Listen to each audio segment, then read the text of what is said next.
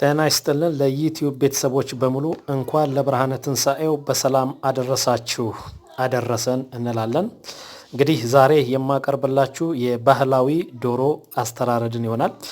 ኦልሬዲ ዶሮው ታርዶ ቆዳ መልስ በሚባል መልኩ ተገፎ አሁን እዚህ ጋር የምትመለከቷቸው ብልቶቹ ናቸው።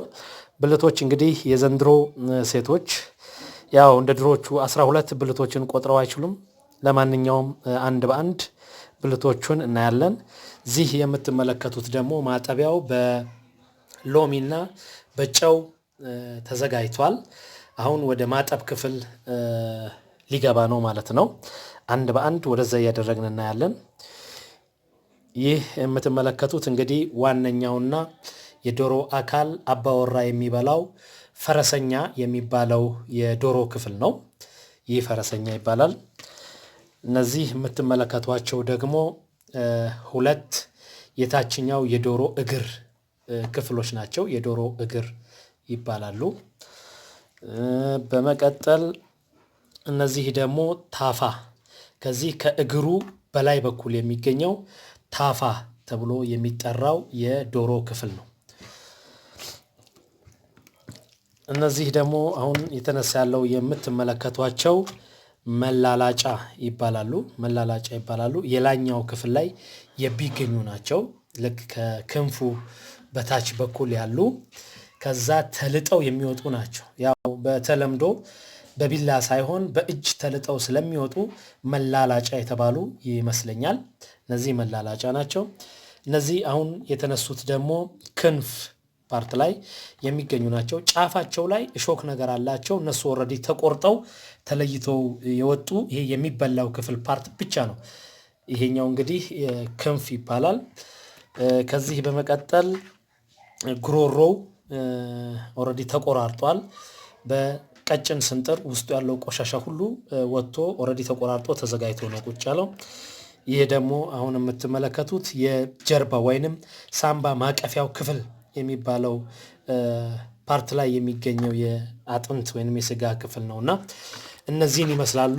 ያው እንግዲህ ከዚህ የሚቀረው የዶሮ ክፍል ቆዳ የሚባለው ነው አንድ ብልት የሚቀረው። ምናልባት አሁን መጨረሻ ላይ የገባችው መቋደሻ ትባላለች። አንዳንድ ጊዜ ሰዎች በተለምዶ መቋድሾ ብለው ይጠሩታል።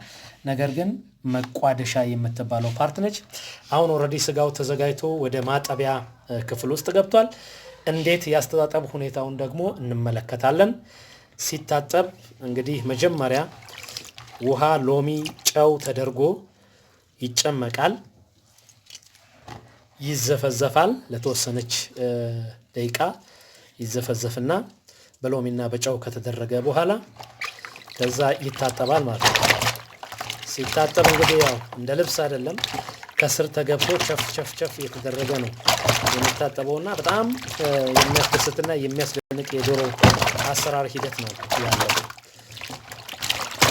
እንዲህ የተደረገ በጣም ዶሮው እስኪጠራ ድረስ ጥርት ያለ የስጋ ክፍል እስኪገኝ ድረስ ከላዩ ላይ የተለያዩ ነገሮችን በመቀነጣጠስ በማውጣት በመላጥ ጥርት ያለ የዶሮ ፓርቱ ብቻ እስኪቀር ድረስ በእንደዚህ አይነት መልኩ ይታጠባል ማለት ነው።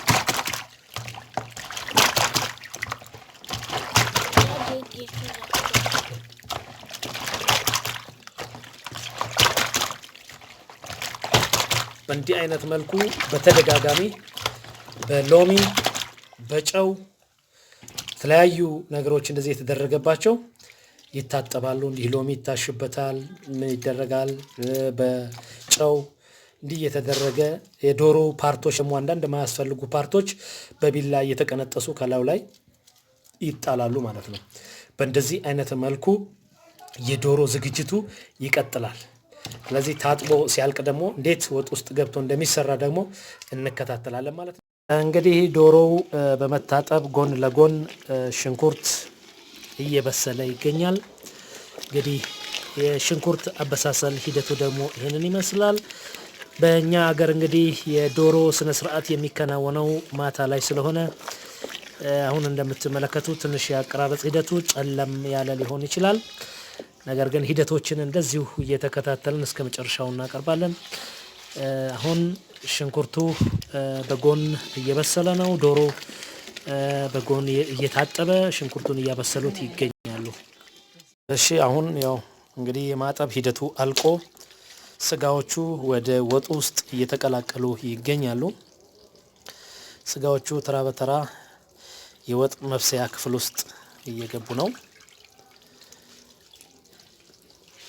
ሁሉም የብልት ክፍሎች ተራ በተራ ወደ መብሰያ ክፍል ውስጥ እየገቡ ይገኛሉ።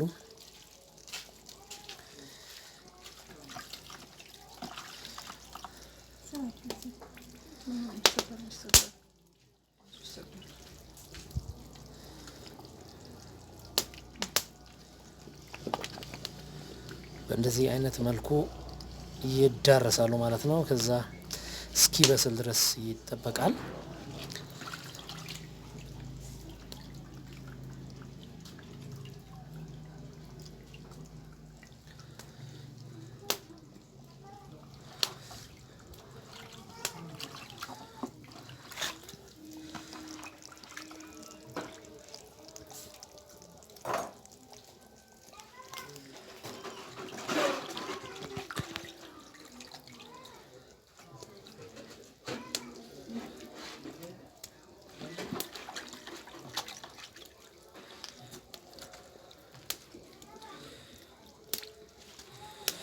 በእንዲህ አይነት መልኩ ሁሉም ገብቶ ካለቁ በኋላ ወደ ውስጥ ገብቶ እንዲዳረስ ይደረግና የመብሰያ ጊዜውን ይጠባበቃል ማለት ነው።